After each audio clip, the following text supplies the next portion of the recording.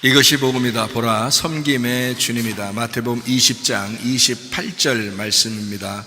인자가 온 것은 섬김을 받으려 함이 아니라 도리어 섬기려 하고 자기 목숨을 많은 사람의 대속물로 주려 함이니라. 복음을 설명합니다. 이사야 53장 5절 말씀. 주님이 찔리신 것은 우리의 허물 때문이요 주님이 상하신 것은 우리의 죄악 때문이라. 주님이 징계를 받음으로 우리가 평화를 누리게 되었고 주님이 채찍에 맞음으로 우리가 나음을 얻게 되었습니다. 고린도서 6장 2절 말씀. 보라, 지금이라 은혜 받는 것도 구원 받는 것도 지금입니다.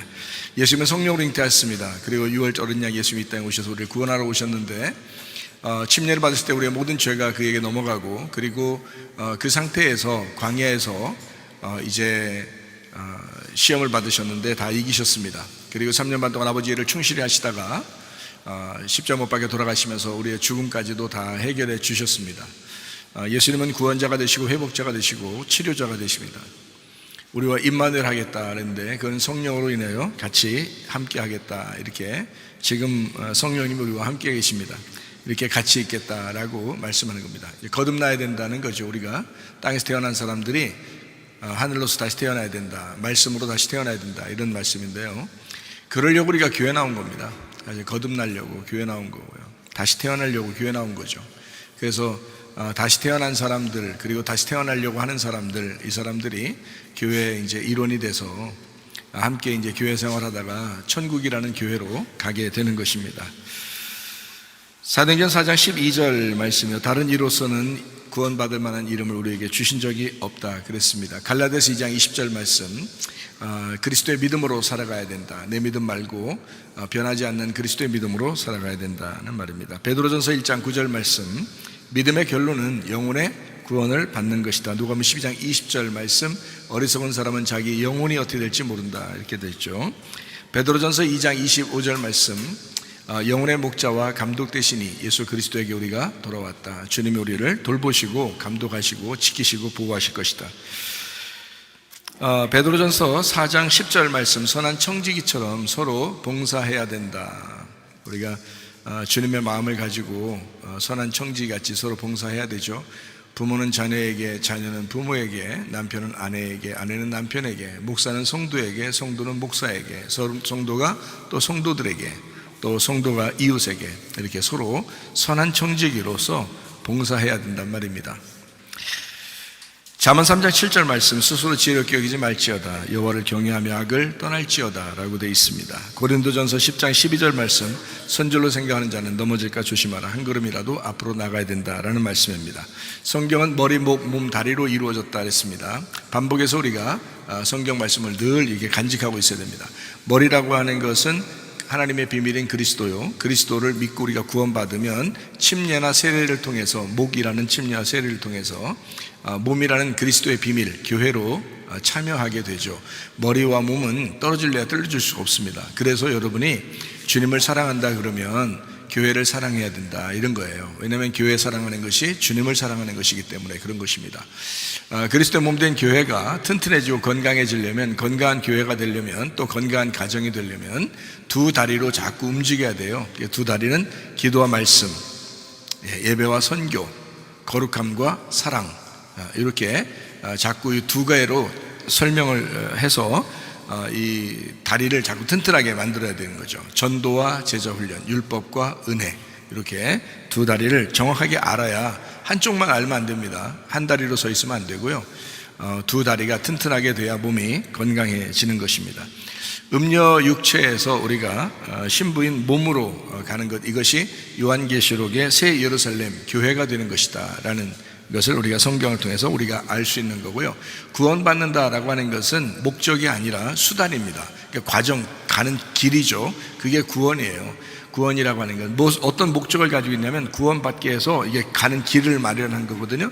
그래서 뭘 하게 만들려면 예배를 드리려고 그런 것입니다. 예배가 목적이기 때문에 거기로 가려면 구원받아야 되거든요. 그래서 구원시키는 거예요, 하나님이. 그러니까 구원이라고 하는 것이 목적이 아니라 어떤 면에서는 수단이죠. 예배를 드리기 위한 길목과 같으다. 이것이 구원이다 라는 것이죠. 그러니까 사람들이 구원받았다 그러면 다 됐다 이렇게 하는 것이 좀 잘못된 생각이죠. 예배 때문에 존재한다라고 한다면 하늘나라 갈 때까지 계속 예배가 있어야 되는 거니까, 그게 영혼의 구원이니까 그것은 하루아침에 되는 것도 아니고 또 한 번만 이루어진다고 되는 것도 아니고 계속해서 영혼의 구원이 있어야 된다라는 그런 얘기거든요. 그러면 우리가 이제 그리스도인 생활하는 게 이해가 되죠. 교회 생활을 계속 해야 된다는 것도 이해가 되는 말이죠. 무슨 말인가? 그러니까 땅의 그 천국과 하늘의 천국을 이루는 거, 이게 성경이란 말이에요. 그래서 구원받은 사람들은 예배를 목적으로 하고, 예배를 목적으로 하는 것은 하나님을 알게 하는 목적을 가지고요, 하나님을 알게 하는 목적은 바로 교회 안에서의 사랑, 가정 안에서의 사랑을 강조하는 것이다. 그래서 사랑이 완성하게 된다라는 그런 말씀입니다. 인간 창조의 목적, 창세기 2장 5절 말씀이죠. 농사하기 위해서, 예배드리게 하기 위해서. 7절 말씀, 인간을 만들고 생기를 불어넣어 줬죠. 그리고 8절의 말씀, 에덴 동산에 놓고 예배하게 했다. 여러분이 교회에 나오는 이유입니다. 요한복음 4장 23절 24절의 말씀, 하나님은 영이시니까 하나님께서 하나님께 예배드리는 자는 영과 진리로 예배드리는데 하나님이 그런 사람을 찾는다 했어요. 하나님은 영이시라 예배하는 자가 영과 진리로 예배한다. 진리라는 건 여러분이 잘 알죠. 영이라는 말씀이신 하나님을 진리라는 것으로 감추어지지 않고 드러냈다. 이것을 영과 진리의 예배라. 그러니까 예배를 드리면 드릴수록 누구를 잘 알게 돼요? 하나님을 자꾸 알게 된다는 거죠. 그것이 예배라는 거예요. 영을 자꾸 알게 된다는 거죠. 말씀을 자꾸 알게 된다는 거죠. 그게 예배예요. 그러니까 예배라고 하는 걸 뭐 어렵게 생각하지도 말고, 뭐 예배를 통해서 뭔가 엄청난 거를 이렇게 우리가 해야 된다는 그런 것이 아니라, 오히려 하나님으로부터 섬김을 받는, 우리가 하나님을 섬기는 게 아니라 하나님으로부터 말씀으로 섬김을 받는 것이 예배다는 거죠.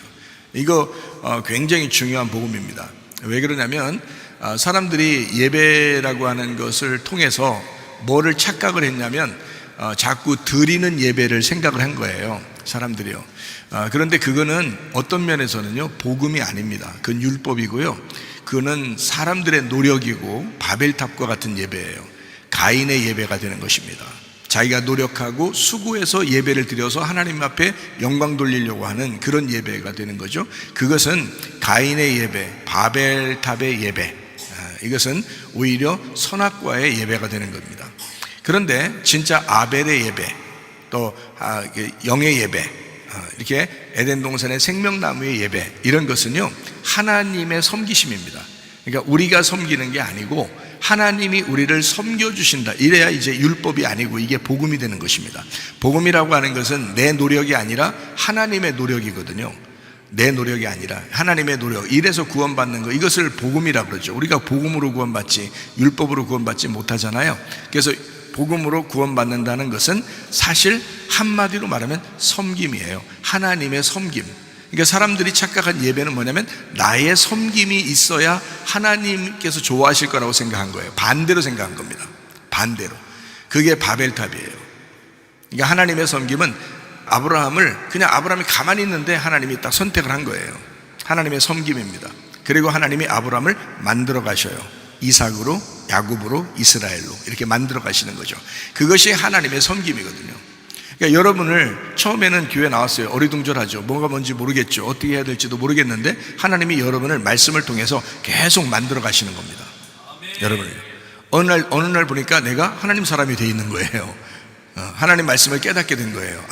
하나님이 날 이렇게 섬겨주시고 있구나라는 걸 알게 된 거죠. 복음으로 구원받는구나, 은혜로 구원받는 것이었구나, 하나님의 사랑이었구나, 나의 사랑이 아니라 하나님의 사랑이었구나, 그것으로 구원받는 것이었구나라는 것을 나중에 알게 된 거죠. 그러니까 결국에는 뭐예요? 섬김이라는 단어였죠. 섬김이라는 단어. 나의 섬김이냐, 하나님의 섬김이냐. 자, 나의 사랑이냐, 하나님의 사랑이냐. 하나님의 사랑으로 구원이 온 거고요, 하나님의 믿음으로 믿음이 온 거고요, 하나님의 섬김으로 은혜가 온 것입니다. 이해가 되시겠죠? 무슨 말인가? 이거 굉장히 중요한 복음이에요.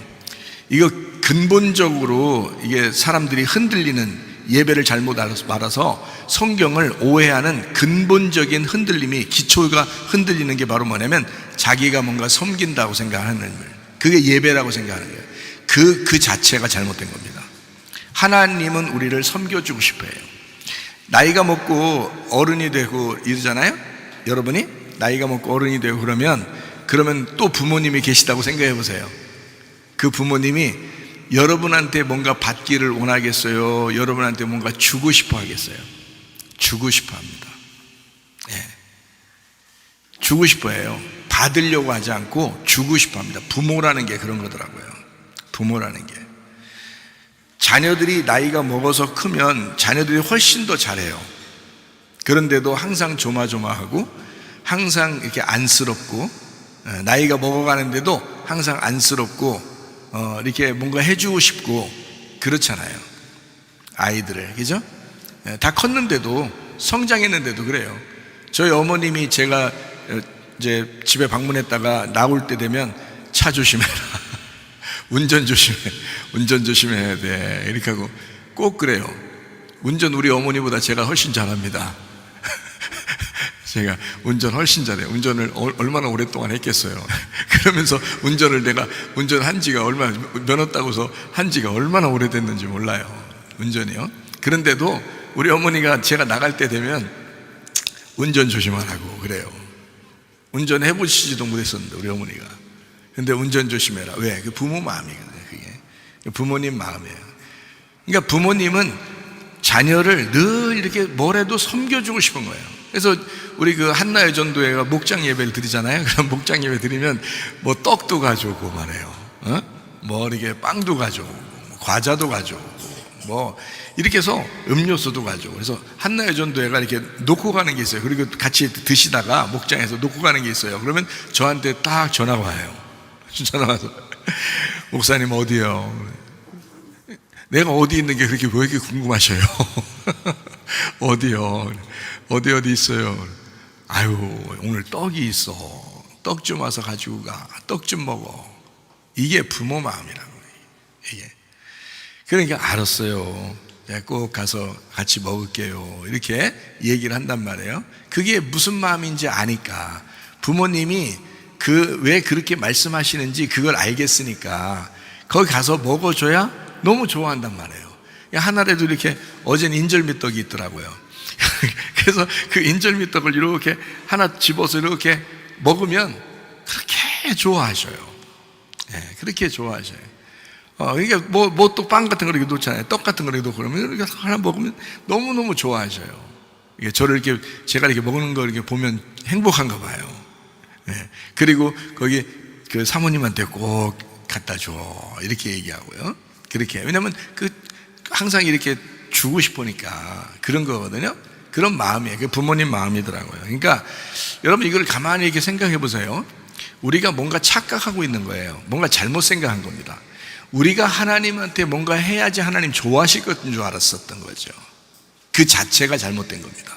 성경의 근본이 흔들리는 거예요. 그죠? 기초가 흔들렸죠.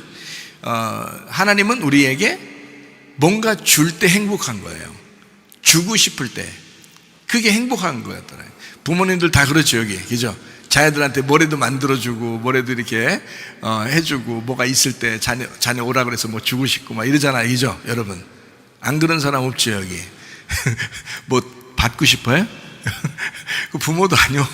부모는 물론 부모 받아야지. 받을 사람이 있어야 또 자녀가 또 주고 그러지. 줄 재미도 나지. 또 생각해. 받을 사람이 없는데, 아유, 그러니까 이러잖아요. 나중에, 야, 부모님 계실 때, 살아계실 때 잘해라.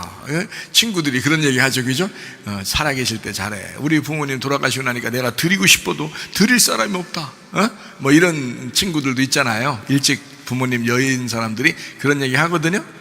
그러니까 뭐 드릴 수 있는 분이 계시다는 건 우리로서는 축복이죠. 뭔가 드릴 수 있다는 건 축복이죠. 그렇지만 부모 입장에서 보면 또 자녀들에게 뭔가 줄 때 행복한다고요. 행복하고 기쁘고 아무 조건이 없어요. 조건이 없어요. 내가 이렇게 줬으니까 너 나중에 어떻게 해야 돼? 내가 이거 맡겨놓는 거야. 네가 나한테 얼마나 줘야 될지 알겠어? 이렇게 얘기하지 않는다고요. 그냥 주고 싶다고요.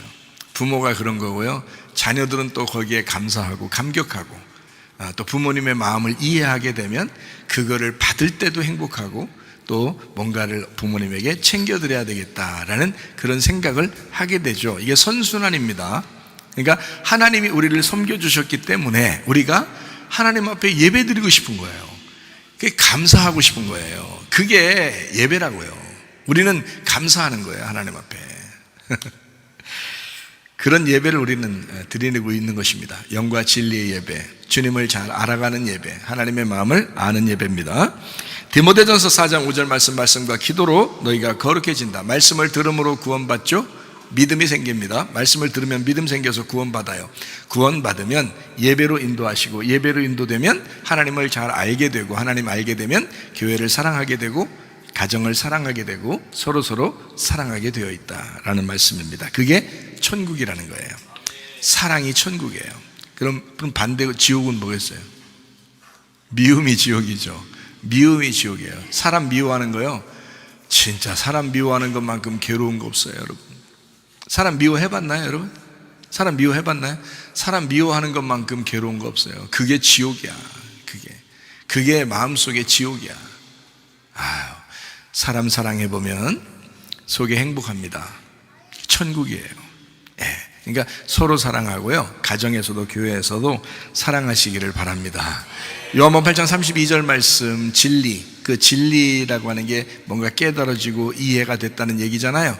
뭔가 이해가 되고 깨달아지면 너희가 자유롭게 될 것이다. 예, 자유롭게 된다. 사랑이 무엇인지를 깨달았고, 섬김이 무엇인지를 깨달았어요.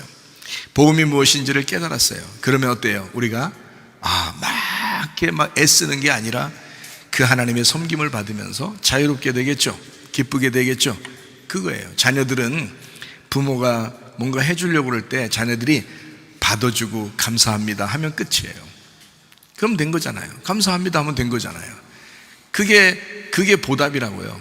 우리가 뭐 얼마나 보답을 하려고요, 여러분. 자녀들이 하나님한테 보답하려면 얼마나 보답해야 돼? 하나님이 주시는 거에 대해서 감사합니다. 하나님, 나의 생명을 오늘 연장시켜 주셔서 감사합니다. 하나님, 내게 오늘 시간을 주셔서 고맙습니다. 하나님, 내게 이렇게 먹고 살 물질을 주셔서 고맙습니다.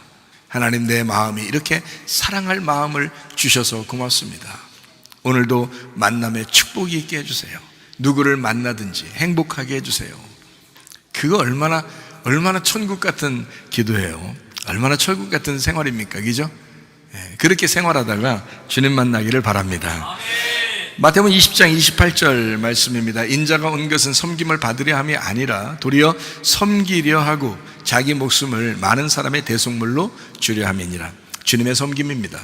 음녀가 신부되는 것, 우리 안에 있는 음란과 거짓과 교만과 욕심이 거룩함과 진실함과 겸손과 나눔으로 바뀌는 것, 이 신부의 길, 이것이 성경이다. 믿음이 왔다고요? 우리가 어떻게 해야 된다? 믿는다로 반응을 해야 된다는 것입니다. 먼저 믿음이 왔기 때문에 반응하는 거예요. 사랑이 왔기 때문에 나도 사랑한다고 반응하는 것입니다. 생명이 왔어요. 그러니까 내가 생명을 선택하는 겁니다. 이렇게 반응을 하는 거예요. 우리는 반응을 하는 거지 우리가 스스로 알아서 막 섬기고 그러는 게 아니에요. 주님의 섬김을 받은 사람이 주님을 또 섬길 수가 있는 겁니다. 그러니까 섬김을 받지 못했다면 무조건 섬김만 받으셔야 돼요. 일단 무조건 섬김 받아요. 애기들 키워보면 아시겠죠? 일단 무조건 애기들은 다 부모가 다 해줘야 돼요.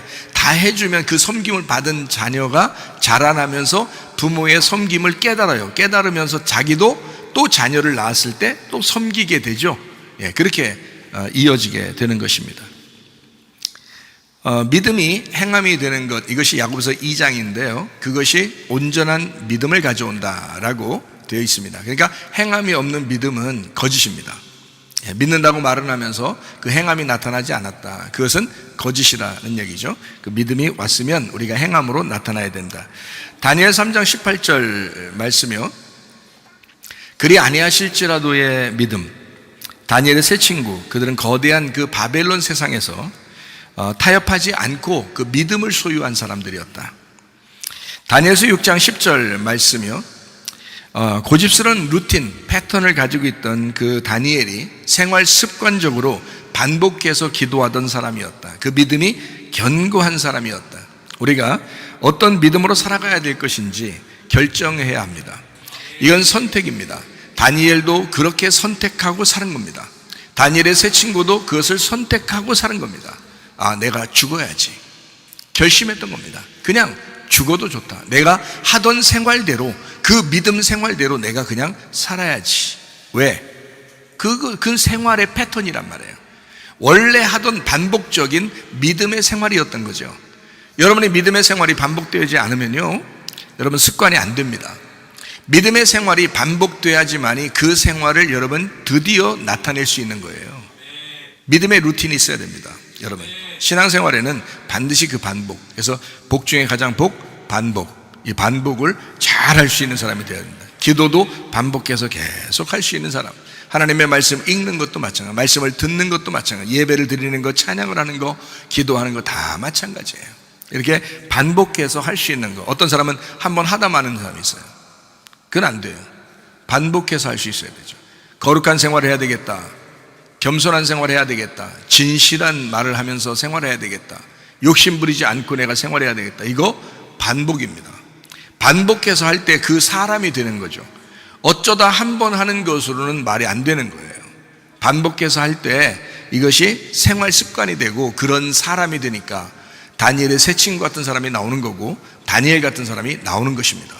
믿음의 사람. 그러니까 어쨌든 우리가 그 하나님으로부터 인정받는 사람이 돼야지 하나님이 무시하는 그런 사람이 되면 안 되겠죠. 다니엘서 12장의 2절 3절에 말씀해 보면 세 종류의 사람이 나타납니다. 자는 자 중에 영생을 받은 자가 있고요, 이게 이집트를 떠나서 예배드리는 광야의 신앙인들을 말하는 것입니다.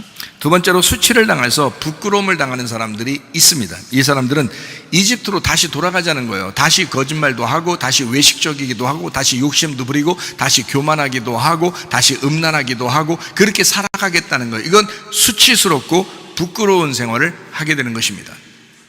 그런가 하면 세 번째, 지혜 있는 자가 있습니다. 이 지혜 있는 자는 많은 사람을 옳은 대로 돌아오게 하는 사람입니다. 이 사람들은 주님과 함께 별같이 빛나는 사람들이다. 이런 사람들. 그러니까 여러분이 교회 나왔어요. 이왕이면 애굽에서 머무르지 말고, 광야에서 멸망하지 말고 가나안 땅에 들어가야 되고요, 뜰에서 머무르지 말고 성소에 들어가고 지성소까지 가서 그 주님을 만나셔야 된다 이 말이에요. 1층에 머무르지 말고 2층에 올라가고, 2층에서 머무르지 말고 3층에 올라가서 창문 열고 주님을 만나야 된다. 이것이 우리 믿음 생활입니다. 성경에는 생명책에 기록된 사람이 있고 사망책에 기록된 사람이 있다 그랬죠. 제가 지금 요약해 드리는 겁니다. 생명책에 기록된 사람은 예수님이고 예수님과 함께 있는 사람입니다. 사망책에 기록된 사람은 바리새인들이고요, 그리고 서기관들, 바리새인들, 유대인들, 그 당시에 주님을 반대하는 사람들이에요. 이렇게 이런 사람들은 사망책에 기록된 거예요. 하나님이 분명히 심판할 사람이 있는 거고요, 하나님이 사랑할 사람들이 있는 겁니다. 성경책에 나와 있는 사람 중에서. 그래서 어떤 사람은 야곱이라는 사람이 있고, 어떤 사람은 에서라는 사람이 있고요, 어떤 사람은 아벨 같은 사람이 있고, 어떤 사람은 가인 같은 사람이 있단 말이에요. 그러니까 어떤 사람이 될 것이냐라고 하는 것은 선택이에요. 우리가 어떤 내 속에 그 두 가지가 같이 있는데 내가 붙잡는 겁니다. 어떤 사람으로 살 것이냐. 그러니까 광야에서 멸망받을 사람으로 살 것이냐, 아니면 여호수아와 갈렙처럼 살 것이냐. 이것도 우리의 선택이라는 거죠. 그러니까 우리가 모세를 따라가고 여호수아 갈렙을 따라가면 우리는 가나안 땅에 분명히 들어갑니다. 그런데 광야에 그 수많은 사람이 선택했던 애굽으로 돌아가자, 또는 우리가 이렇게 살아도 되지 않겠냐, 많은 기독교인들이 그렇게 살지 않느냐, 이렇게 얘기하는 그것으로 따라간다면 그냥 멸망하는 사람이 됩니다. 요즘에는 교회 다니는 사람 중에서 담배, 술, 음란, 거짓, 외식, 이거 굉장히 많더라고요. 사람들이 그냥 그래도 되는 줄 알더라고요. 교회 다니는 사람 중에서 그런 사람들이 참 많더라고요. 좀 어때? 조금은 어때? 막걸리 정도는 어때? 이런 식으로 이렇게 얘기하는 사람들도 있고 그렇더라고요. 그런데요, 하나를 용납하면 두 개가 용납되고요, 두 개를 하다 보면 세 개가 용납되고요. 처음부터 그 사람이 고주망태였겠습니까? 그렇지 않죠. 처음에는 한 잔이에요. 살짝 아마 맛만 봤을지도 몰라요. 그러다가 한 잔, 그 다음에 두 잔, 그 다음에 세 잔, 그 다음에 네 잔, 그 다음에 다섯 잔, 그 다음에 이제 부어라 마셔라, 그 다음에 술이 자기를 먹어버리는 거예요. 이렇게 내가 술을 먹다가 술이 나를 먹어버리는 거예요. 그렇게 하면 담배 피는 것도 마찬가지. 처음에는 처음에 담배를 갖다 10개를 갖다 다 꽂아놓고서 이렇게 피는 사람이 어디 있겠어요? 무슨 악기처럼. 그런 거 아니잖아요. 하나를 살짝 뻐끔 담배, 그것도 뻐끔으로 뻐끔뻐끔 하는 거 있잖아요. 그런 뻐끔이라고 하더라고요. 뻐끔뻐끔 하다가 이게 쓴데 이러면 이제 안 하는 사람이 있는 거고, 그래서 한번 쟤들이 너무 폼 잡고 하니까 한번 해보자 하면서 뻐끔뻐끔 하다가 한번 들이마셔보고 이게 막 들어갔다는 이상하게 소화되는 것 같으네. 뭐 밥 먹고 뭐 한번 먹으니까 또 소화되는 이런 식으로. 아니 친구들이 그러더라고. 옛날에 친구들이 학교 다닐 때 보니까 담배 피면서 하는 말이, 야, 밥 먹고서 담배 피니까 소화가 잘 돼. 이런 얘기를 해요. 폐가 좀 조심스러운데 지금 내 생각해 보니까 걔들 지금 잘 안 만나서 모르겠는데 하여튼 그렇더라고요. 이게 처음부터 막 많이 피겠냐고. 하나 뻐끔뻐끔하다 조금씩 하나 피다가 2개 피다가 3개 피다가 4개 피다가 점점점 많아지는 거예요. 하나를 용납하면 2개가 용납되고 2개를 용납하면 3개 용납, 이렇게 된다. 이 죄라는 것은, 마귀라고 하는 것은 여러분을 그런 식으로 잠식해 들어갑니다. 이 정도는 괜찮겠지, 요 정도는 괜찮겠지. 두 남녀가 사귈 때도 굉장히 조심스러운 것은, 손만 잡으면 괜찮겠지, 좀 이따는 껴안으면 괜찮겠지, 좀 이따는 뽀뽀하면 괜찮겠지, 좀 이따는 키스로 들어가면 괜찮겠지, 좀 이따는 좀 더 많이 이렇게 하면 좀 더 많이 이렇게, 요 정도는 괜찮겠지, 요거 한 번만 하면 괜찮겠지, 요번 한 번 딱 하면 딱 걸려들습니다. 한 번 딱 하면 그냥 딱 걸려들어요. 귀신이요, 그냥 죽은 귀신이 아니야. 다 살아있어요. 영적인 것이기 때문에 살아있어요. 그래서 귀신이 하여튼 한 번 딱 물렸다, 이 귀신한테 물렸다 그러면 끝까지 추적해 들어갑니다.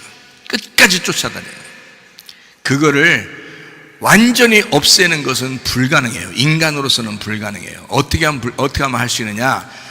마약도 똑같죠. 마약도 한 번 하면은, 한 번만 딱 하면 그게 생각나가지고 계속 마약을 하게 된다잖아요, 사람이.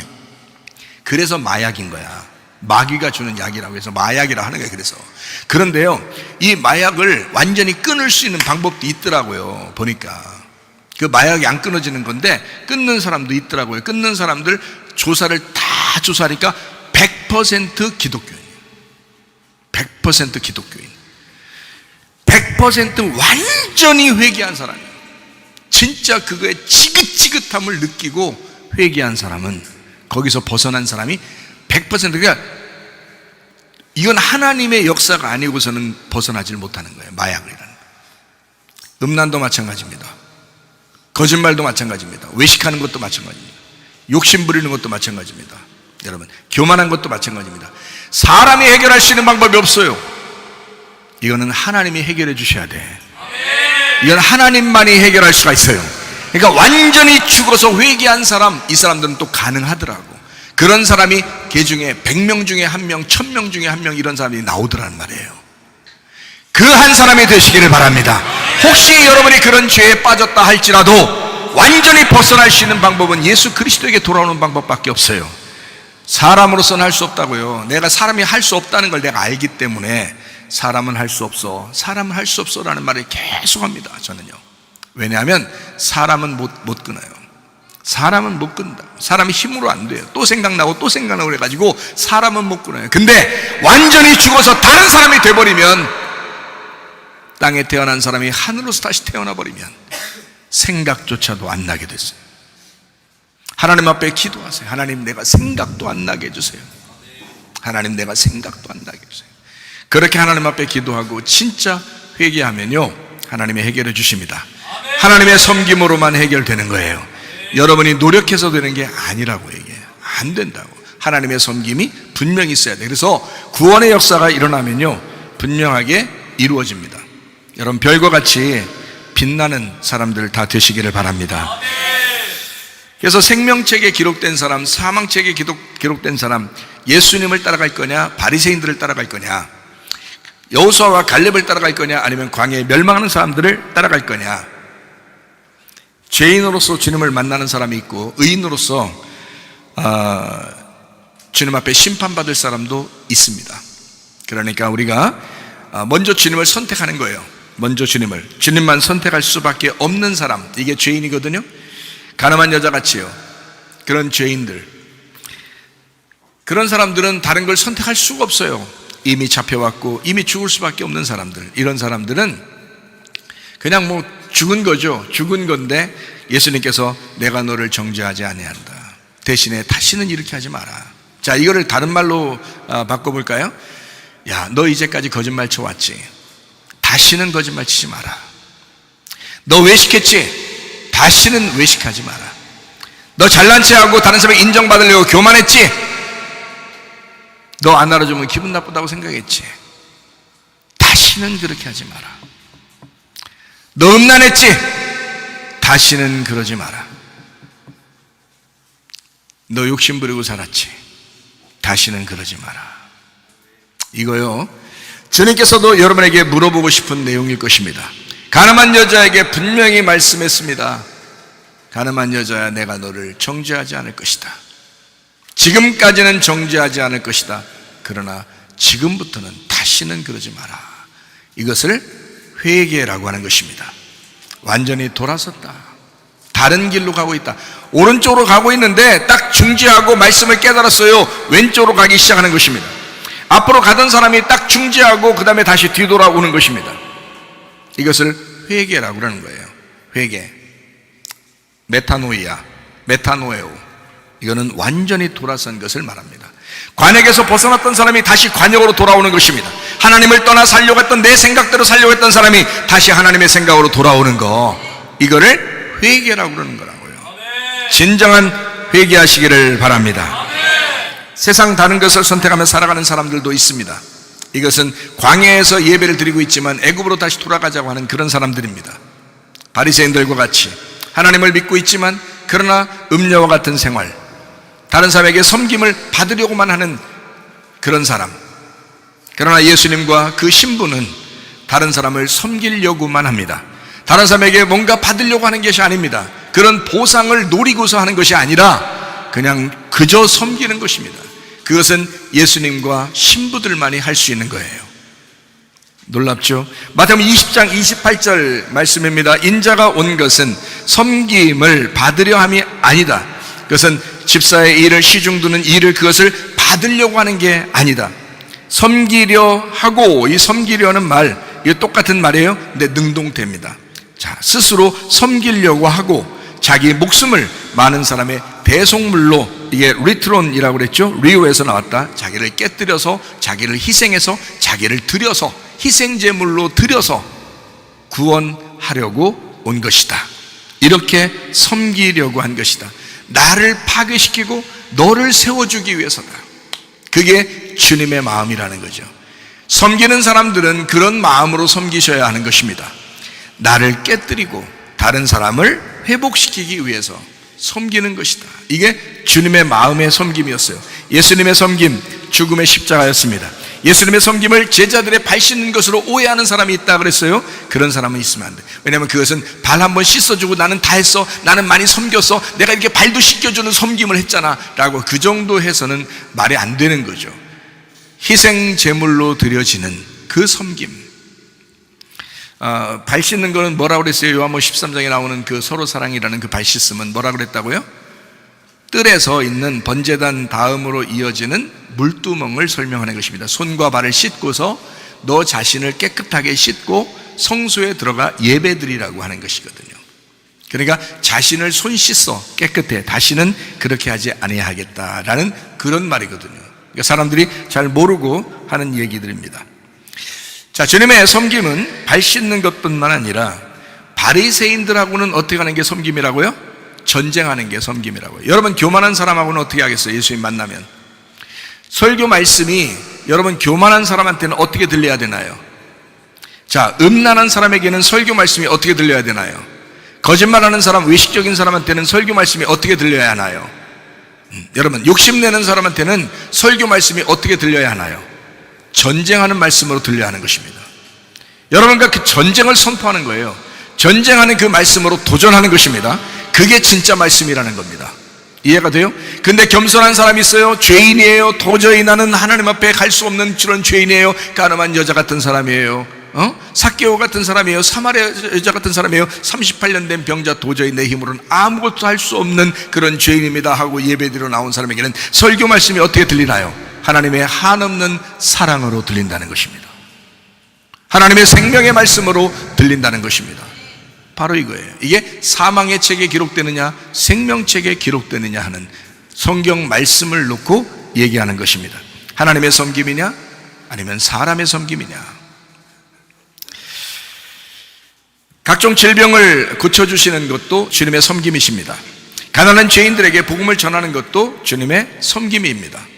이해가 되시죠? 그러나 교만한 사람, 거짓말하는 사람, 음란한 사람, 욕심 부리는 사람에게는 주님이 도전장을 내미십니다. 하나님의 말씀으로 막 전쟁하자고 하는 것입니다. 이 말씀을 증거하는데도 네가 가만히 있을래? 이 말씀을 하는데도 네가 회개하지 않을래? 네 이 말씀을 하는데도 너는 가만히 있을래? 라고 계속 말씀으로 도전장을 내미는 겁니다. 다른 것으로 여러분에게 어떻게 할 수 없잖아요. 다 자유가 있는데, 다 자기 스스로의 생각이 있는데 뭘로 여러분하고 뭐 어떻게 다투겠어요? 여러분하고 뭘로 다투겠냐고요? 하나님의 말씀입니다. 이 세상에는 나의 생각이 있고 하나님의 말씀의 생각이 있다고요. 어떤 것을 따라가느냐 하는 것입니다. 내 생각으로 사는 사람도 있고 하나님의 말씀으로 사는 사람이 있다고요. 이걸 두 개가 싸운다고요. 이게 두 개가 전쟁한다고요. 어디서? 내 마음속에서. 하나님의 말씀을 들을 때 그래서 전쟁이 일어나는 것입니다. 자기가 혼자 있을 때가 아니라 하나님 말씀 들을 때 이상하게 전쟁이 막 일어나는 거예요. 아, 내가 하나님을 선택해야 되겠구나, 말씀을 선택해야 되겠구나, 생명책에 기록돼야 되겠구나, 이렇게 하면 승리하는 것입니다. 그러면 하나님의 생명책에 기록된 사람이 되는 거예요. 수많은 사람이 지금 믿음을 잃어버린 사람들이 한두 명이 아닙니다. 교회를 다니면서 진짜 세상에서 그런 사람들이 많으니까, 교회 다니는 사람들 중에서 그런 사람이 많으니까 그래도 되겠지 착각한 거죠. 실수한 거죠. 자기가 좀 뭔가 오해한 거죠. 하나님 말씀을 좀 오해한 거죠. 이래도 날 사랑하시지. 사랑은 다 하죠. 이 세상 사람들 다 사랑해요. 감옥에 간 사람들도 다 사랑하고 다 사랑해요. 하나님은 그런 사랑만 받으려고 했다면 뭐 이해가 되겠습니다. 그러나 우리는 그런 사랑이 아니잖아요. 그런 사랑이 아니라 우리가 사랑하는 건 어떤 사랑이에요? 우리가 사랑하려고 하는 건, 하나님 앞 사랑해 그러면 날 사랑하는구나, 이런 사랑을 받으려고 교회 나오신 거예요? 아니면 하나님하고 동등한 관계에서 사랑하려고 나오신 거예요? 하나님하고 동등한 관계에서 신랑과 신부가 되어서 사랑하려고 나온 게 우리 교회잖아요. 교회는 세상과 다른 거예요. 그래서 교회는 신랑 대신 예수님을 따라서 신부인 교회가 되는 걸, 이걸 교회라고 그러는 거지, 세상에 사랑받는 그런 사랑받는 게 아니라고요. 교회는. 그래서 교회는 주님이 날 먼저 사랑하시고 그 사랑한 거를 내가 행함으로 나타내는 겁니다. 그래서 주님을 사랑한다고 고백하는 사람들, 그게 교회죠. 세상의 사랑과 다른 것입니다. 참으로 다르죠. 자, 주님의 그 제자들을 발 씻는 것은 성막의 물두멍을 알려주는 말씀이고, 제자들의 발을 씻어주는 죄의 용서로 섬기는 것이었습니다. 정리해보면 예수님은 하나님의 씨를 이 땅에 전달하러 내려오셨다라고 했습니다. 하나님의 씨는 하나님의 아들이고요. 그래서 밭이 있고 그 밭에다가 씨를 심는다라는 말들을 성경에서 하는 것입니다. 하나님의 아들 예수의 씨를 전달하려고 내려오는 것, 이것을 하나님의 섬김이라고 하는 것입니다. 그러면 여러분, 하나님의 섬김을 지금 받고 있는 거네요. 그렇죠? 여러분의 밭에 지금 말씀이 심겨지고 있잖아요. 이것은 하나님의 섬김이라고요. 하나님이 섬겨주셔서 구원받는 거라고요. 여러분이 뭘 해서 구원받는 게 아니라고요. 지금 이 시간이 구원받는 시간이라고요. 은혜받는 시간이라고요. 하나님의 섬김으로 은혜받고 구원받는 것이기 때문입니다. 요한복음 12장 26절 말씀, 사람이 나를 섬기려 하면, 능동적으로 섬기려고 한다면 나를 따르라. 나 있는 곳에 나를 섬기는, 그 능동적으로 섬기는 사람이 있는데, 사람이 나를 섬기려고 하면, 그 능동적으로 섬기려고 하면 내 아버지께서 그를 귀하게 여기실 것이다. 너 스스로 하나님의 섬김을 깨닫고 스스로 뭔가 섬기려고 한다면, 그 주님의 마음을 가지고 섬기려고 한다면 귀한 사람이 된다. 그냥 영생을 얻을 정도만이 아니라 하나님이 별과 같이 빛나게 만들어주는 사람이 될 것이다. 그런 사람이 될 것이다. 놀랍잖아요. 우리가 이왕 한 번 인생 사는데 그런 사람으로 살다 가야죠. 예. 출애굽기 4장 2절부터 4절까지 말씀, 머리는 꼬리고 꼬리는 머리다, 뭐 이런 말씀이 있습니다. 처음에는 머리였는데 나중에 꼬리가 되죠. 꼬리가 됐는데 나중에 하나님이 다시 머리로 만든다, 이런 말이거든요. 원래 우리는 하나님의 DNA로 만들어졌습니다. 근데 사람이 선악과를 먹고 사람의 DNA로 바뀐 거예요. 그러니까 하나님의 DNA가 사람의 DNA로 바뀌니까 자기 마음대로 사는 겁니다. 자기가 머리인 것처럼 막 머리를 막 쳐들고 막 사는 거죠. 원래는 꼬리인데 막 머리를 쳐들고 살아요. 쳐들고 사니까 하나님이 어떻게 해요? 그 머리를 바싹 낮춰서 패버리고 꼬리를 갖다 다시 들게 만들어요. 그래서 꼬리를 드는 사람이 머리가 되는 것입니다. 그러니까 겸손한 사람이 이제 하나님이 인정해 주는 사람이 돼버리는 거죠. 자기가 스스로 인정받으려고 하면 꼬리를 만들어 버리고요, 꼬리 되려고 하는 사람을 머리로 만들어놓는 것입니다. 그러니까 모세가 올라갈 때는 어떻게 지팡이를, 머리를 짚고 올라갔죠, 그죠? 머리를 짚고 올라갔습니다. 지팡이 머리를 의지해서 올라갔는데, 올라가서 보니까 딱 노라는 거예요. 지팡이를 노라는 거예요. 노니까 어떻게 됐어요? 지팡이가 뱀이 된 거예요. 뱀이 되니까 아무래도 지팡이 머리를 짚고 갔던 그 머리를 짚고 갔던 게 그게 뱀 뭐가 되겠어요? 뱀 대가리가 됐겠죠. 뱀 대가리가 밑에 쿡쿡 찌르고 올라갔던 게 어떻게 해요? 뱀 꼬리죠. 뱀 꼬리를 쭉 쿡쿡 찌르고 올라간 거예요. 자기도 모르게. 자, 올라가서 딱 내려보니까 세상에 이게 뱀 대가리였고 이게 뱀 꼬리였네. 자기가 뱀 들고 다닌 거예요. 이제까지 뱀 들고 다닌 거예요. 자기가 의지하고 있었던 것이 뱀이었던 거예요. 네가 의지하는 것을 내려놔라 이거예요. 내려놔라. 내려놨어요. 내려놨더니 머리하고 꼬리가 뱀이 쫙 이제 막 움직이는 거예요. 막 깜짝 놀라서 모세도 막 그때나 지금이나 뱀은 좀 징그럽다 생각하는가 봐요. 깜짝 놀래 있으니까 하나님이 어떻게 해요? 야, 다시 머리 들으라면 다 물리면 큰일 나잖아요. 꼬리를 잡아라 이러잖아요. 뱀의 꼬리를 잡아라. 그거 안 물리게 하려고 꼬리 잡으라 했겠어요? 아니에요. 이건 사인이라고요. 사인. 밑에서부터 머리를 딱 잡고 올라갔던 너가 다 노니까 뱀이지. 네가 의지하던 게 다 뱀이야. 너의 환경, 네가 의지하던 모든 거 다 그게 뱀이야. 이게. 그래서 그걸 놔라. 그 다음에 꼬리 잡아라. 너는 꼬리야. 너는 꼬리야. 네가 꼬리가 되려고 하면 그걸 머리 만들어줘. 그래서 뱀의 꼬리를 딱 잡으니까 지팡이 머리가 되는 거예요. 이게. 지팡이 머리가 되니까 내려올 때는 이제 어떻게 해? 올라갈 때는 뱀 꼬리를 찍으면서 올라갔는데, 내려올 때는 어떻게 해? 뱀 대가리 찍으면서 내려오는 거야. 뱀 대가리 찍으면서. 자, 뱀 대가리를 밟으신 분이 누구셔요? 예수님이시잖아요. 뱀 머리를 이기신 분이 예수님이시잖아. 그래서 뱀 대가리 찍으면서 내려왔다.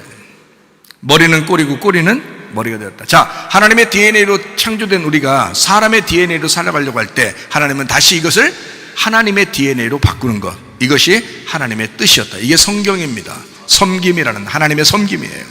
하나님의 섬김. 여러분과 저는 마치 우리가 뭔가 하나님을 섬기려고 한다고 생각하지만 절대 그렇지 않습니다. 겸손한 사람이 하나님이 높이실 것입니다. 예, 높아지려고 하는 자를 반드시 낮춥니다. 그러니까 겸손하세요. 자꾸 낮아지려고 하세요. 그러면 하나님이 여러분을 높이시게 될 거란 말이죠. 높아지려고 한다? 뱀 대가리 쳐들고 살아가려고 한다? 이거 반드시 낮추십니다. 특별히 우리 교회 같은 경우는 그런 거 인정 별로 안 합니다. 높아지려고 하는 자는 반드시 낮아지게 될 것이고요, 낮아지려고 하는 사람은 반드시 높아지게 될 것입니다. 집에서도 마찬가지예요. 집에서도 높아지려고 하지 말고 자꾸 낮은 자로서 이렇게 섬기려고 하면 좋을 것입니다. 주님은 섬김의 모델이 되셨습니다. 섬김의 주님이 부족한 사람들을 섬길 때 섬기면 섬길수록 더 인정받았다. 가식적으로나 외식적인 섬김이 아니고 진정한 내면의 섬김을 우리 주님께서 하셨다라는 말입니다. 자, 진심으로 섬기는 사람을 모든 사람이 인정합니다. 부드럽게 말하고 지배적이지도 않으면서 영적인 문제를 민감하게 간섭해주는 그런 집사님, 그리고 그런 목사님 필요할 때입니다. 지금 시대가 아주 난폭하잖아요. 가정에서도 그런 부모님이 필요합니다. 너무 난폭하잖아요. 부모가 그냥 자녀들에게 함부로 말하잖아요. 그런 사람들이 있잖아요. 자녀들이 다 들어보면 알잖아요. 자녀들이 들으면서 이 말씀 엄마가 들어야 돼 지금, 이런 지금 말하는 사람도 있잖아요. 뒤에서 지금. 그러면 이제 엄마가 이제 막 찔려야 되는데 잘 안 찔려요. 여기서만 찔리고 예배 시간 문 열 때 다시 또 마음이 다시 열려버려서 이게 또 다 찔린 것이 또 다 없어지는 사람이 있어요. 그런 사람들은 우리 예배 끝나고 난 다음에 여기 앞에 와서 푸시업 한 300개씩 하고 가야 돼. 기억날 때까지. 영적인 문제를 민감하게 간섭해주는 그런 집사님, 그런 목사님이 필요한 때이다. 양들은 다 압니다. 집사나 목사가 양들을 진정으로 사랑하고 섬기고 있는지 잘 압니다. 그래서 우리 교회에서 생활하려면 진짜 집사님다운 집사님으로 생활하시기 바랍니다. 목사도 뭐 눈치 보면서 그렇게 하려고 하지 않는데 항상 조심스럽게 생활해요. 왜? 다 보잖아요. 그리고 집사님들도 다 본다고요. 젊은 사람들이 안 볼 것 같죠? 다 봅니다. 저거 집사다운 집사다, 저거는 진짜 잡사다운 잡사다. 이렇게 다 알아요. 젊은 사람들한테 물어보세요. 다 압니다. 다 보고 있어요. 그러니까 진짜 양들은 다 알거든요. 그러니까 진짜 집사다운 집사, 목사다운 목사, 우리 교회 성도들이 다 되시기를 바랍니다. 양들은요, 섬김을 받아야 하는 존재들이고, 섬기는 자가 있다고 하는 것은 섬김을 받는 자가 있기 때문에 그렇습니다. 섬김을 받는 자가 있다는 것은 반대로 섬기는 자가 있기 때문에 있는 것입니다.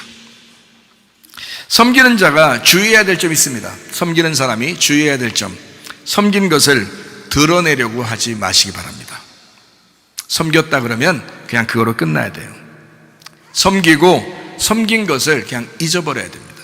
다시 말하면 성경에서도 이렇게 가르치죠. 오른손이 하는 것을 왼손이 모르게 해라. 왼손이 하는 것을 오른손이 모르게 해라. 왜? 잊어버려라. 잊어버려라. 내가 섬겼다고 해서 그걸 자꾸 섬긴 거 안 잊어버리고 자꾸 기억하고 있다면 너무 안타깝죠. 자기가 괜히 인정받고 싶은데 안 나눠주는 거예요. 기분이 안 좋겠죠. 그러나 진실한 사람은 그런 거 연연하지 않습니다. 그냥 섬기면 그거로 끝난 거죠. 누군가는 섬김을 받을 것이고 누군가는 예수님처럼 섬기는 자가 있을 것입니다. 예수님은 얽매였던 사람들의 죄의 문제를 풀어주기 위해서 섬기셨습니다. 누가 나와 함께 또 이 목사와 함께 예수님의 그 심정으로 죄의 문제를 풀어주기 위해서 교회를 섬길 것인가? 누가 나와 함께 갈 것인가? 누가 동역할 것인가? 로마서 16장에는 바울은 자기 동역자들의 이름을 썼습니다. 거기에 바울의 동역자들의 이름을 쓴 그 이름들은 생명책에 기록된 것입니다. 바울이 인정할 만한 동역자들이었습니다. 바울은 이 사람도 이런 것 때문에 너희들이 기억해야 된다. 이 사람 이름은 너희들이 이렇게 기억해야 된다 라고 로마서 16장에 이름 한 사람 한 사람을 거론하면서 바울의 그 생명책에, 그 성경의 서신서에 그것을 썼습니다. 그 이름들은 생명책에 기록된 이름들이죠. 그럼 여러분과 저의 이름에서 우리 교회에서는 적어도 우리 교회에서 인정받을 만한, 목사가 인정할 만한 그런 인물들, 그런 생명책에 기록될 만한, 이 사람은 성경책에 이 사람의 이름을 써놔도 되겠다 할 정도의 그런 동역자들이 나와야 되는 거죠. 그게 우리 교회 성도들이 돼야 되는 거죠. 바울 시대에 그 사람들만 동역자가 아니잖아요. 지금 시대에 여러분 우리 성도들이 동역자잖아요. 옛날 바울 시대에만 그 교인들이 그런 사람들이 아니잖아요. 지금 우리들 안에서도 바로 생명책에 기록되는 그런 동역자가 있어야 되는 거잖아요. 우리 교회가 그런 사람들 되시기를 바랍니다. 그런 사람들이 다 생명책에 기록된 사람들, 하나님이 인정하는 사람. 사무엘상 19장 10절 말씀입니다. 사울이 단창으로 다윗을 벽에 박으려 하였으나 그는 사울의 앞을 피하고 사울의 창은 벽에 박힌지라 다윗이 그 밤에 도피하매 라고 되어 있습니다. 자, 주님의 섬김을 받고 주님을 섬기는 사람은 무조건 부딪힌다고 잘한 것은 아닙니다. 자, 제가 얘기하는 걸 잘 들어요. 피할 때는 피해야 합니다. 전력 낭비라고 그러죠. 힘 낭비하는 겁니다. 괜히 섬겨준다고 막 앞에서 피해를 당하는데도 이렇게 그런 사람들이 있습니다. 우리 주변에 피해야 될 사람은 피해야 합니다. 다윗이 만약에 사울을 미워한 거 아니에요? 사울을 사랑하니까 사울이 딱 창으로 확 던지니까 다윗이 나는 사울을 섬겨야 돼 짠 이러면서 그냥 그 자리에서 뻥 뚫려가지고 벽에 딱 박혀서 그냥 그대로 십자가 딱 매달린 것처럼 그냥 딱 죽었다. 그거로 끝. 하나님은 다윗을 통해서 두 번째 왕, 진짜 이스라엘의 왕을 만들려고 했는데 그 자리에서 섬긴다고, 사울을 섬긴다고, 사울을 사랑한다고, 사울 섬김 이러면서 딱 했다가 그냥 창 박혀가지고 그냥 죽어버리면 어떻게 해요? 말이 안 되죠? 여러분 섬긴다고 해서, 자, 목사가 여러분을 섬긴다고 해서 여러분이 목사를 계속 피해를 준다면 목사는 어떻게 돼요? 그 사람을 피해야 됩니다. 그 사람으로 인하여 내가 죽는 거거든요. 잘못하면. 자, 만약에 옆에 있는 성도들 중에서 누군가 계속 피해를 주는 사람이 있어요. 계속 미워하고 계속 피해를 주고 이런 사람들 어떻게 해야 돼요? 피해야 합니다. 잘못하면 자기가 병 걸려 죽어요. 다윗은 굉장히 용맹한, 골리앗을 때려 죽일 만한 그런 용맹한 용사였는데도 불구하고 피했습니다. 맞선다고 해서 다 잘하는 것은 아니다. 피할 것은 피해야 된다. 무슨 말인지 알죠? 왜냐하면 세상에 너무 얼투당투하는 사람들이 많이 살기 때문입니다. 이상한 사람들이 많아요. 세상 사는 사람 중에. 괜히 섬긴다고 뭐 깔짝깔짝 하지 마세요. 피해도 됩니다. 그거 지혜로운 것이다. 고린도전서 15장 1절부터 4절까지 말씀해 보니까, 형제들아 내가 너에게 전한 복음을 알게 한다. 2절에 보니까 이렇게 돼 있어요. 너희가 만일 내가 전한 그 말을 굳게 믿지 아니하였으면 그로 말미암아 구원받을 것이다. 3절에 보니까 그리스도께서 우리 죄를 위하여 죽으시고, 그리고 4절에 보니까 장사한 바 되었다가 사흘 만에 살아났다. 이렇게 돼 있어요. 그래서 진정한 복음을 믿으면 구원받는데, 이게 뭐냐면 예수님의 죽으심과 예수님의 부활하심이에요. 이것이 복음입니다. 우리에게 복음은요. 그러니까 죽는 것이 있으면 부활하는 것이 같이 따라와서 이게 복음, 구원이라고 하는 것이거든요. 복음은 죽음과 부활입니다. 하나님의 섬김은 나를 죽이시려는 겁니다. 예수님이 죽으셨죠. 그래서 부활했잖아요. 그러면 나를 죽이시려고 해요. 왜요? 나의 죽음을 통해서 다른 사람을 섬기도록 만들려고 하는 거죠. 그죠? 나의 죽음을 통해서 다른 사람이 살게 하려고. 하나님은 하나님의 아들 예수님을 죽이셨어요. 죽이시면서 누굴 살리려고 했어요? 나를 살리려고 했죠. 그러면 하나님의 말씀은 나를 죽이려고 하는 거예요. 왜? 나를 통해서 다른 사람을 살리려고 하는 거죠. 자, 내가 철저하게 죽었더니 우리 집사람이 행복하겠죠. 그것입니다. 내가 철저하게 죽으면 우리 집사람이 행복한 거예요. 내가 철저하게 죽으면 우리 아들, 딸이 행복한 거고요. 내가 철저하게 죽으면 우리 어머니가 행복한 것입니다. 내가 철저하게 죽으면 성도들이 행복한 것입니다. 나를 만나는 사람들이 행복한 거죠. 그러나 내가 죽지 않으면 피곤한 거예요. 다른 사람을 피해를 주는 거고 피곤하게 만드는 것이다. 교회 생활하다 보면 괜히 미워하는 사람도 만나고 괜히 나를 도와주는 사람도 만납니다. 미워하는 사람 때문에 괴롭고 슬픈 적도 많지만 그건 나를 성숙시키는 그런 도구였다는 것을 나중에 알게 됩니다. 이게 뭐냐? 하나님의 섬김이었다는 거죠. 그런 사람들을 통해서 우리를 성숙시키려고 하는 것도 하나님의 섬김이라고요. 하나님의 섬김은 나를 죽이는 것입니다. 또한 하나님의 섬김은 나를 살리는 것입니다. 엉뚱한 상황에서 나를 돕는 손길들도 많았습니다. 저의 경험입니다. 하나님의 간섭하심이 아니면 도저히 일어날 수 없는 일들도 많았습니다. 나 또한 하나님의 섬김을 받고 이제까지 살았습니다. 하나님의 섬김은 언제나 놀라운 것이었습니다. 나 같은 망나니를 가만 놔두지 않고 하나님의 종으로 만들어놨으니 생각해 보세요.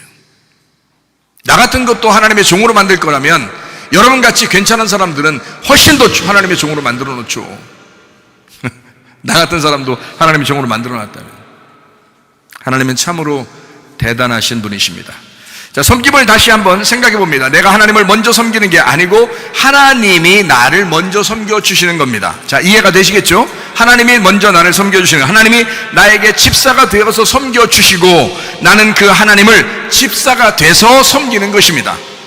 내가 먼저 집사가 아니라 하나님이 먼저 집사가 되셔서 나를 먼저 섬기셨고요. 그리고 내가 집사가 돼서 하나님을 섬기게 된 것입니다. 순서는 항상 이렇게 돌아갑니다. 이해가 되시죠? 이해가 되시죠? 그러니까 교만할 수 없어요. 신랑이 먼저 신부를 위해서 집사가 되어 섬겨야 합니다. 그게 성경책입니다. 그런 신랑을 신부가 집사가 돼서 섬기는 것입니다. 순서는 항상 이렇게 돌아가야 합니다. 가정에서는 서로가 섬기는 집사가 있습니다. 신랑은 신부를 위해서, 신부는 신랑을 위해서 서로 집사가 됩니다. 근데 순서는 먼저 누가 그런다고요? 신랑이 먼저 집사가 되는 것이다. 그리고 신부가 집사가 되는 것이다. 순서가 항상 이렇다. 교회도 이런 순서와 똑같습니다. 에베소서 5장 22절부터 33절까지의 말씀에 보면요, 아내와 남편에 대한 이야기를 잘 나타내 주고 있는데 33절에 보니까 이렇게 나와 있어요. 33절 보니까 그러나 너희도 각각 자기 아내 사랑하기를 자신같이 하고 아내도 자기 남편을 존경하라 라고 되어 있습니다. 자, 아내 사랑하는 것이 먼저고요, 그 다음에 아내가 남편을 존경하는 것이 순서입니다. 그러니까 여기 우리 교회 다니는 남자 여러분들은 진짜 믿음 생활 철저하게 하셔야 합니다. 자기가 먼저 바로 서야 합니다. 믿음 생활을 여자한테 먼저 맡기는 게 아니라 남자가 먼저 믿음 생활을 철저하게 하셔야 된다는 거예요. 그렇게 못 만난 사람도 있죠. 물론 남자가 믿음이 시원찮고 여자가 믿음이 더 좋은 사람도 있죠. 우리 집은 어떻게 해요 그럼? 그게 신랑이요. 그냥 그게 남자요. 그게 남편이고. 그러면 그 여자가 그 남편 되는 그 신부를 도와줘요. 잘 섬기시라고. 여러분이 기둥 같은 역할을 하셔야 돼. 그러니까 어떻게 남자가 원래 순서, 성경에 남자가 순서적으로는, 성경에는요 믿는 유대인 남자가 먼저 우선이거든요. 항상. 그래서 먼저 우선이라 이거 섬기는 거고, 그 다음에 받은 사람이 이제 섬겨주게 되는 거거든요. 근데 지금 이방인들은요 교회 안 다니고 개차반으로 사는 사람들도 많아요. 남자들이. 그럼 여자가 어떻게 남자의 말을 다 100% 순종하고 들어야 된다? 이건 말이 안 되잖아요. 여자가 남자처럼 돼야 된다고요. 성경에 있는 남자처럼 돼야 돼요. 그래서 먼저 섬기시는데 말씀으로 섬기시고, 그 다음에 여기를 다시 이쪽 섬기도록 만들어 놓는 거거든요. 그게 이제 순서가 바뀐 거예요. 이방인들은 그럴 수 있습니다. 근데 유대인들은 철저하게 안 그래요. 유대인들은 여자가 먼저인 사람이 한 명도 없습니다. 유대인들은요 100% 남자가 먼저입니다. 남자가. 믿음도 가장이 항상 먼저고요. 가장이 항상 먼저 믿음이 좋습니다. 근데 우리들은 안 그래요. 이방인들은 그렇지 않습니다. 자, 생각해 보세요. 에베소서 5장 32절 말씀해 보니까 이렇게 되어 있습니다. 이 비밀이 크도다. 나는 그리스도와 교회에 대해서 얘기한다. 얘기죠. 그러면 누가 먼저 교회를 섬겼겠어요? 주님이요. 그리스도가 먼저 교회를 섬겼고, 그리고 교회가 그리스도를 존경하는 것입니다. 그러니까 신랑과 신부를 얘기했죠. 남편과 아내에 대한 이야기 했잖아요. 남편은 아내를 먼저 사랑하게 돼 있고요. 그러면 아내는 남편을 존경하게 돼 있습니다. 자, 지금 여러분 교회 다니는 여러분 남편들이요, 아내들에게 존경받으시기를 바랍니다. 그냥 존경받으라고 해서 받는 게 아니에요. 존경할 만한 믿음을 가지셔야 된다 이 말이에요. 존경받을 만한 믿음을 가지셔야 된다 이 말이에요. 남자들의 믿음이 여자보다 못했다? 바보야.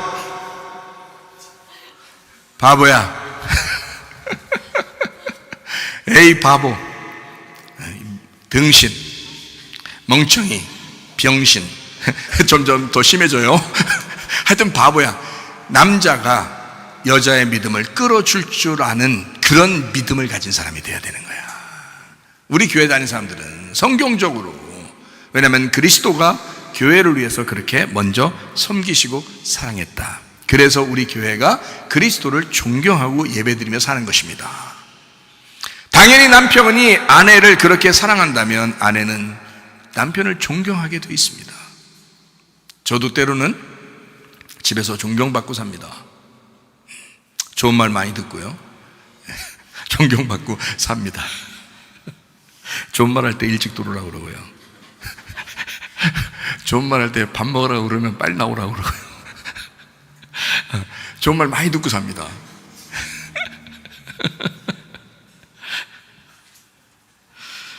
자, 주님이 먼저 집사가 돼서 우리 교회를 섬기시고요. 그리고 주님의 섬김을 받은 교회 신부는 집사가 되어서 주님을 섬기다가 주님 나라에 가는 것입니다. 우리 교회는 섬김만 있어야 합니다. 섬기면 그것으로 만족합니다. 그 이후에 섬김을 받는 것은 우리가 신경 쓸 문제가 아니라는 얘기죠. 자, 섬기면 섬김을 받게 되어 있습니다. 섬김을 받는다는 것은 신경 쓸 문제가 아니라는 겁니다. 섬김을 받겠지 하면서 섬기면 그 섬김은 이미 가짜입니다. 나한테 이만큼 해주겠지 보상을 요구하면서 섬겼다면 그건 가짜죠. 그건 가짜 섬김입니다.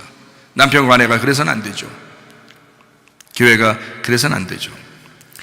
우리는 죽는 곳까지만 가면 됩니다. 그 이후의 부활은 하나님의 문제입니다. 신랑이 죽어서 신부를 구했습니다. 그리고 하나님은 그 신랑의 부활을 도와주었습니다. 자, 신부가 죽어서 신랑을 따라갑니다. 그러면 신랑 예수님은 그 신부의 부활을 돕게 됩니다. 섬김의 주님은 언제나 우리를 섬기시려고 하기 때문에 그렇습니다. 남편은 아내에게 씨를 전달하고 자신을 죽여서 섬깁니다. 아내는 남편의 아들을 잉태하고 자신을 죽여서 출산으로 섬기는 것입니다. 자, 아내가 섬기는 것과 남편이 섬기는 것이 조금 다르죠? 남편은 씨를 전달해 줌으로써 섬기는 것이고 아내는 그것을 출산함으로써 섬기는 것입니다. 씨를 전달하는 섬김, 씨를 전달받아 보존하고 키워서 출산하는 섬김, 이게 동등합니다. 뭐가 더 위에 있다라고 말할 수가 없다는 거죠. 남편과 아내의 성경적인 섬김이 여기에 있습니다. 주님도 마찬가지입니다. 주님은 말씀의 씨를 우리에게 넘겨주시고 죽으셨습니다. 우리는 그 말씀의 아들을 잉태하고 출산해서 섬기게 됩니다. 창세기 18장 14절 말씀입니다. 여호와께서 능하지 못한 일이 있겠느냐? 기한이 이를 때에 내가 네게로 돌아오리니 사라에게 아들이 있으리라. 하나님의 섬김입니다. 놀라운 하나님의 선포입니다. 서로 사랑하는 관계의 결과물, 둘이 서로 사랑하면 하나님의 아들이 잉태될 거야. 그 아들이 나올 거야. 서로가 동등해지는 부부관계의 열매, 아들을 낳으리라.